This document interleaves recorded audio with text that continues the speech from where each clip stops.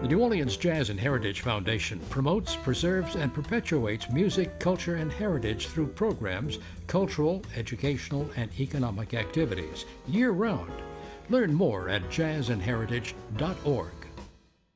This program is brought to you in part by the Eugenie and Joseph Jones Family Foundation, a local foundation proud to support education, the arts, and culture in the greater New Orleans area.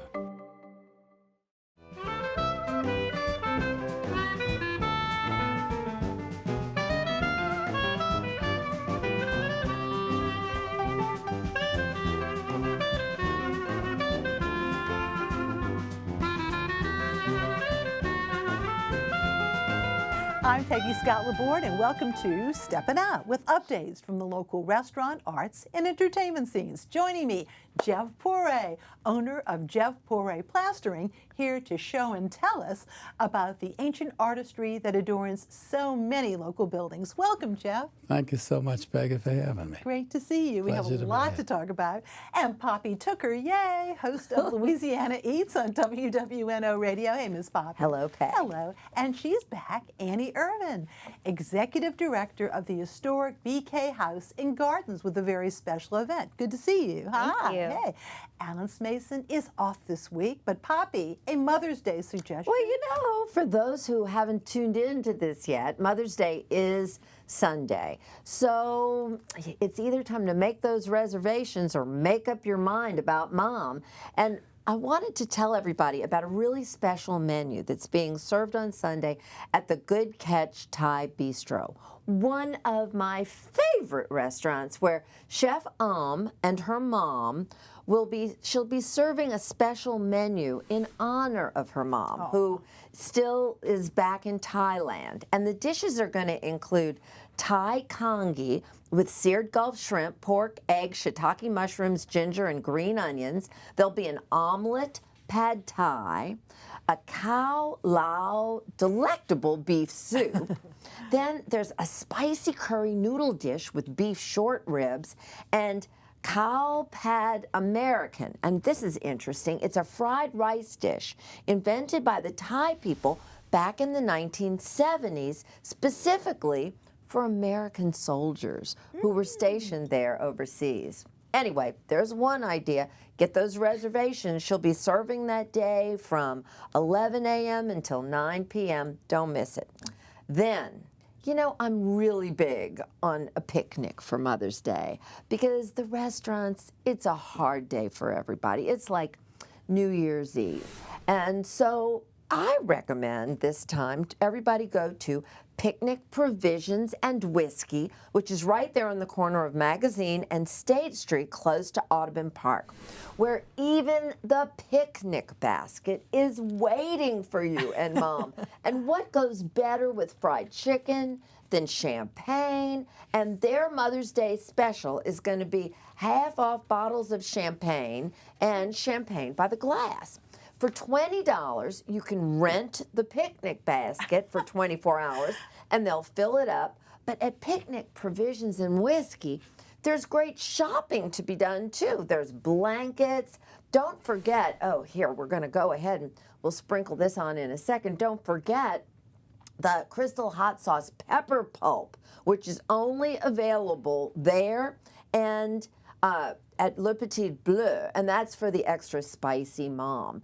So Tuesday through Friday, they always have the You Make Me So Happy happy hour, which is half off cocktails, bubbly, beer, and snacks. Then on Wednesdays from 5 till 7, there's live music there that they're calling Tunes on the Turf. And this is something I think a lot of people don't know. When it rains, it pours. That's another promotion of theirs. Anytime it's raining in New Orleans, they are offering a free beer or a free old-fashioned. Way to go. We love free.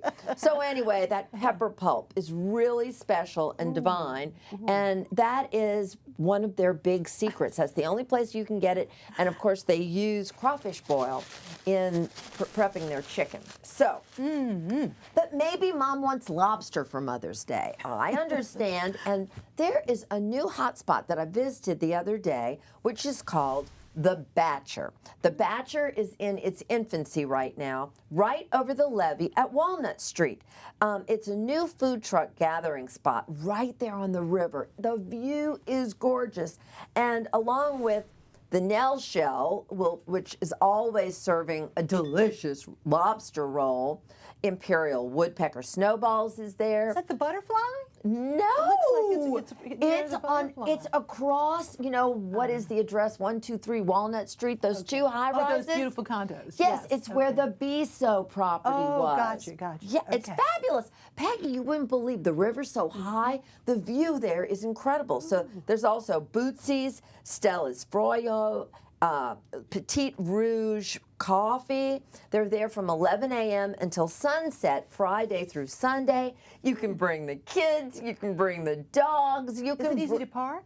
Yes, there's all the parking in the whole thing is easy. But the best news is, at the Batcher, starting next Tuesday, my beloved Crescent City Farmers Market is moving their operations over there, 8 until noon every Tuesday.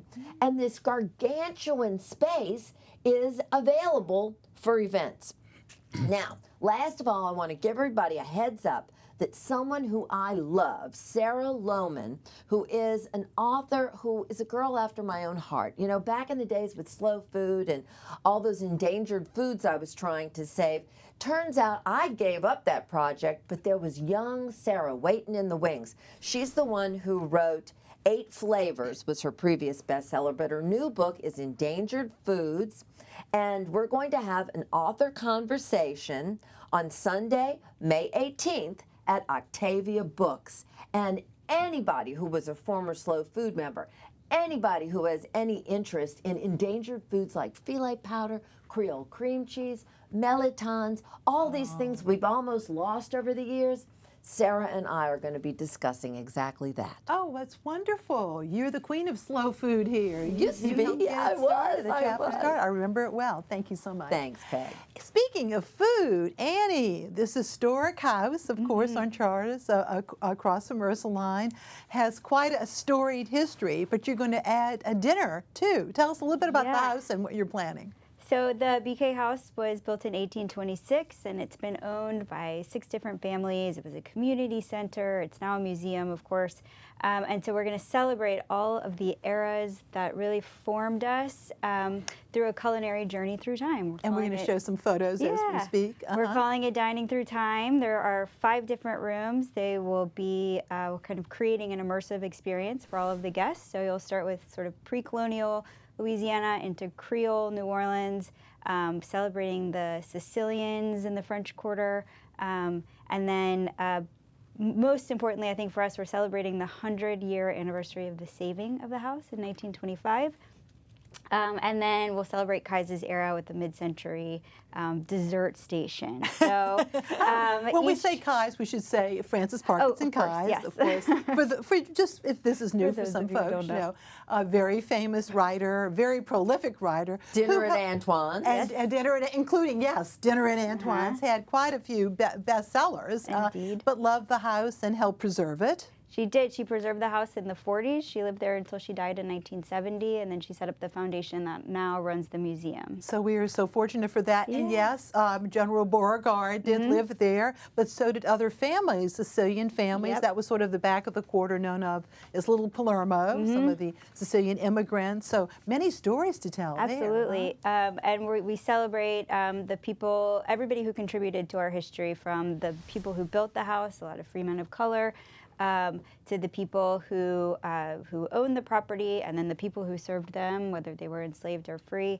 And then we have this really interesting era where we were a community center from 1925 until Kai's bought the house in 1944. So all of these eras are going to be celebrated through just differently decorated rooms, through a really wonderful curated menu by Brennan's.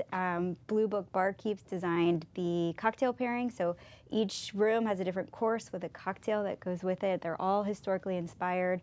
And it should just be a really lovely night. Well, y'all are busy. You have a lot of programs, which is just great. You've just finished your concert series, and you have this beautiful, is it what, parterre? Yes, it's a garden, parterre garden right next door to the house itself. That I think a lot of people, it's walled, so a lot of people don't even realize that perhaps it's part of the house. But there's so many wonderful nooks and crannies, including, though, Mrs. Kai's study in the back of the house. Yes. Or in the back across the courtyard, I should say. Yes. She actually never lived in the house. She used it as a museum, as a gathering space. Really? Now, you see, most people don't know that. No, she was, she had a little trouble getting around, I should say. So going up and down the stairs into the house, I think it was just easier for her to live in the back. And so the back of the house is actually set up the way that she left it. So it's her bedroom, her study, and a library. All of that will be open on May 18th, and so we'll get to, everybody will get sort of a behind-the-scenes look at the property. Well, so exciting. Now, if you are an Anne Rice fan, you know, it's always, of course, intriguing to find out what helps support a house. Okay, and a few summers ago, or remember for quite a few months, you all actually hosted, if you will, but of course, that they rented the space for the latest iteration of Interview with the Vampire. Yeah, we got to celebrate everyone's vices. We were a hostel, we were a casino, just a hotel, we were private residence. They just kind of redecorated the house for whatever they needed, but it was a really fun experience. It was really fun to see the house, you know, with new wallpaper and window treatments and furnishings, and so we were prominently featured throughout. But lots and lots of concerts. You just had Judith Owen last week, you know, and I love that y'all do those in the double parlor. Just so much fun. Yeah, we have fun. We get tired, but we have fun. I was going to say, yeah, you really are very, very productive. We all live there, you know. Yes. So. And just you know, you got to think of course, you know, the bottom line.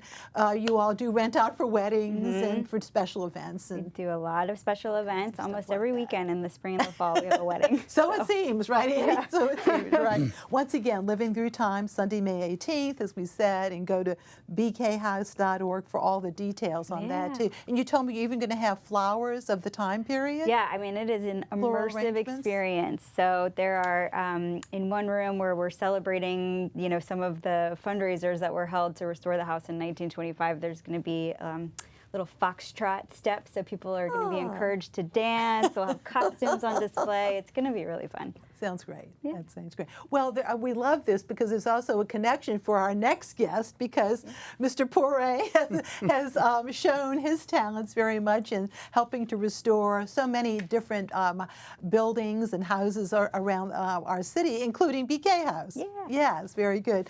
Jeff, welcome once again. Fourth generation plasterer. To say master plasterer very quickly is hard to do. Okay, but congratulations on all your work on that, and so many beautiful, beautiful places. But I know one thing that really is important to you, as we show some photos, is that you are teaching, you know, the more recent generations to have a trade. There are folks who want to work with their hands, and this is something where it requires molds and plaster. Tell us about that.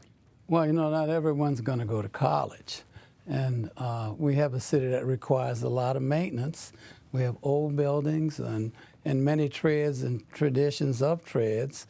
Where I grew up, every home in the neighborhood has a tradition of a trade, whether it's carpentry or plastering or masonry or whatever. But somebody's got to do this work, and it has to continue. Yeah, you know, I'm going to show some images. Here we go. There you are, right there. And that's heavy, isn't it? Aren't those pieces very heavy? Yeah, what we're doing is we're doing the finishing touches. It fell, so we're having to hand do the broken pieces. So I was fortunate enough to happen to be over there when he started fixing it, so I ran in my truck to get a couple of tools. And making the molds, and in many instances, you're taking some of the older artwork, medallions, and making a mold out of it to keep it going, huh? Yes, about 80% of everything we have is is a new model of the same old thing. Because we're not reinventing the quarter or uptown. We're restoring what is in need of repair, making new pieces, replacing the whole thing. Well, I can honestly say you were a big hit at the Jazz Fest. And I know you've been doing that in the Crafts Guild area, which is right by the Louisiana Marketplace. But right here, the leaves, the beautiful leaves that we just saw on that vestige, you took that and you recreated right here, this medallion. So the edges are those leaves. Is that right? Yes, my artist Chris Jones and his people, we get pieces and remnants, and sometimes he has to hand carve from clay what's missing, and then make a mold of it, and then produce the finish. He had 1/4 of that medallion to work with, and we got the whole thing. Unbelievable. You know. Now that, okay, you've made it a mirror, but what is it really? That is really a ceiling medallion that I took the center out just to make something interesting. You know, every year I have 2 big things outside, and I keep trying to top whatever I did last year. You know, so this actually, that molding is out of a ceiling on Bourbon Street, and it just made for a nice mirror. So actually, we brought the whole ceiling this year. The center of the medallion's beautiful, but I've been wanting to do that mirror for a long time. Love that. You know, well, before we go any further, though, you actually have been involved with many projects, including a TV program, and we're going to show a little bit of it. The Louisiana Architectural Foundation has a brand new documentary, and Jeff is actually one of the stars. It's called Ancestral Artistry, the Influence of Africans and Creoles of Color on Louisiana Architecture. Here's a sneak preview.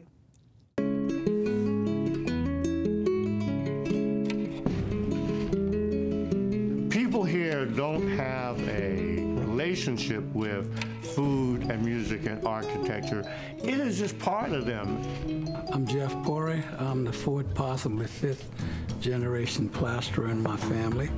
I'm the oldest of 6 sons, so when I got to the age of 12 or 14, I was able to set tile. That's how you learn hard work, working with your people. They'll let you know if you're not moving fast enough. My dad was a craftsman of the highest order. Everybody was tuned into what my father said, and that made an impression on me. My grandfather, he was a blacksmith on Sonoma Plantation. And as a kid, I wish I would have got some education from him on that, but I guess it was in the blood. I know you're familiar with the well drilling equipment. These are actually the well drilling tools that are attributed to the enslaved blacksmith, Solomon Williams, at Oakland Plantation. One of my favorite questions as a historian is what North American settlements and colonists would have done without the contributions of enslaved Africans. And quite frankly, North America would not have survived. There's a long and rich history in the African and in the Creole de couleur, or colored Creole cultures, of craftsmen. And these people became the builders. So many of the very best master craftsmen here in Louisiana were people of color or free black people. And that's how family legacies began. My family was here, and they were a part of that. In addition to being builders, they were part of building the society and the culture. You have beautiful buildings all over the state that these men did. When the French first came into Louisiana, they brought with them what they knew how to build, what was called poteaux en terre, or post in the ground structures, very early on. And I'm sure it didn't take the French very long to realize that with seasonal flooding and high water tables, to build something on the ground, that doesn't make a lot of sense. So they would have picked that up off the ground. And not unusual, like many of these structures, they started off fairly simple, and then they were added to at different times. As long as there are architectural treasures, there's going to be a need to have people who have the specific knowledge of how to work on those. Many of these men are in their 70s and older, and so now is the time to capture that knowledge that they have. All of the craftsmen, we are the maintenance men of history. Since we maintain it, we have to recreate it. and you have to keep restoring them and maintaining everything, so we keep history alive. Hopefully we've got some things that'll live on forever.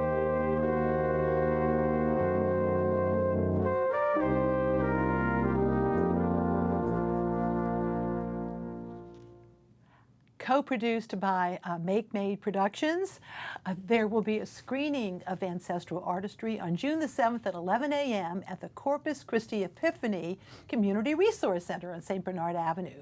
For more information, though, go to Louisiana Architecture Foundation.org. What a great, great job they did. That was a whole lot of work, a whole lot of work. And of course, Jeff Poreé, you have this wonderful place right in Mid-City on St. Louis, don't you? Yes, we're right across the street from our neighbors, Masonry Products, the brick company. Right near Murat, yes. And people can just come visit? If you like. I'm coming. LouisianaArchitectureFoundation.org. Check them out. Absolutely. I am so excited because it is time for Art Picks. Jeff. Excuse me, Poppy. Well, wrong order here. Do you have an art-loving mom? Well, I suggest you take her to the New Orleans Museum of Art on Mother's Day, where Ralph Brennan's Cafe Noma will be serving free mimosas to every mom and conducting a build-your-own bouquet for just a $20 add-on to lunch. All right, Jeff. Okay, well, listen, our New Orleans Master Crafts Guild is on Facebook, headed by John Hankin, our dear friend, and you can find them at the New Orleans mastercraftsmen.org. Okay, our NewOrleansCraftsmen.org, absolutely. Okay, Annie. I will use my pick to plug our summer camp, Making History, where the campers will learn about really interesting architecture and cultural traditions, and then they get to actually make things that represent them. Well, that's such a great idea. Jeff is actually one of the featured artists who works with our kids. What do? You show, like, do a little molds, Jeff? What We do things with the kids. We started that at Jazz Fest, but when we go there, we have a lot of fun, and all of the kids can't wait to do stuff. So 3 or 4 of our guys come. Eddie, Chris comes, Will, and those are the guys that make everything. The rest of the team does the work on site, the walls and the ceilings, but we all show up, and I'll make sure I'm there too, because I don't want to miss out on the fun. Before we go to my picks, I also wanted to show you just a few more pictures of Jeff's work. It's amazing throughout the city, including the Williams Research Center at the Historic New Orleans Collection. Look at that on Chartist. Tell us about that, Jeff. Well, that's the hallway. We did this job a long time ago. We worked with Ace Laborde of Carl Woodard, a wonderful company to do business with. The architect was Davis Janke, who was Davis and my good friend Harvey. Beautiful. We spent years over there doing that. Really beautiful. This is the Jack's Brewery. It was just a warehouse. We had to build all these arches and all this ornamental stuff we built in the building and brought it out and put it up as we made it. That took a while. Now, you also this is your place right here, huh? That's in my warehouse, yes. Yeah. How large is that? It looks pretty big. We got 8,000 feet. Oh, just 8,000 feet. But I mean, the list is long. You also have done, what, Gallier Hall, like so many of the historic. Oh, this is, I guess, inside someone's house. Yes, this is on Esplanade. Actually, I'm sorry, I get them mixed up sometimes. But anyway, just it's beautiful interiors. Typical of what we do, the crown moldings, the medallions, the ceilings and the walls smooth as glass. So pretty. Wow. Congratulations on all of that, you. too. And I know you, as you said, you're looking for folks to work with you all, too. We're trying to keep those we crafts are in going, between grants. The grant, John gets the grants, and we train the kids. Now, we get nothing out of this. The money goes to subsidize the salaries we pay to the young guys. Now, you also, and in the documentary it mentions this, it's really something, but the Catholic cemeteries have helped fund restoring a lot of the historic tombs, the society's tombs. Yes, we're currently doing one right now, and they help us to support the training program. Last year, We did 3 tombs that took a long time to do, and we were able to train, I think, like 6 kids. That's really great. It's been interesting. Absolutely, thank you. And now my picks, let me tell you a few things here. The Academy Gallery will have an exhibit of work by their students on Saturday from 5 to 8 at 5256 Magazine Street. The New Orleans Ballet Theater presents 2 performances of Giselle at the Orpheum on Saturday evening and Sunday afternoon. NewOrleansBalletTheater.com for tickets. Floor 13, a huge, intriguing vintage item and furniture store, not too far from you actually, Jeff, in Mid-City. It's in a warehouse. They will be holding a juried pet art show on Saturday from 5 to 7. Isn't that a cute idea? At 341 North Hennessy, and that's right off Conti off Bienville. Live music and refreshments. And artist Catherine Clemitis, who's so wonderful, is featured. And don't forget Sunday's Piety Arts Market, and that's from noon to 5 at the Hotel Peter and Paul, another gorgeous place, and it's on Burgundy. Food and vintage items and live music by the mother-daughter duo of Sheepy and the Hen. Look at that. They are wonderful. When I go to that crafts market, I get distracted because I want to buy stuff, but I also want to listen to them too. Anyway, thank you all very much, and thank you very much for watching, and happy Mother's Day. Bye-bye.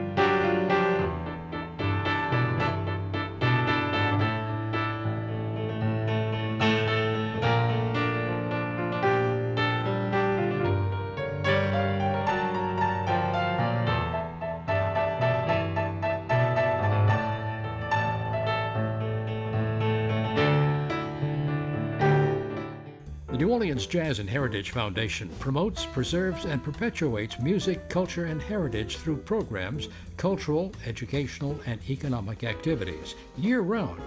Learn more at jazzandheritage.org.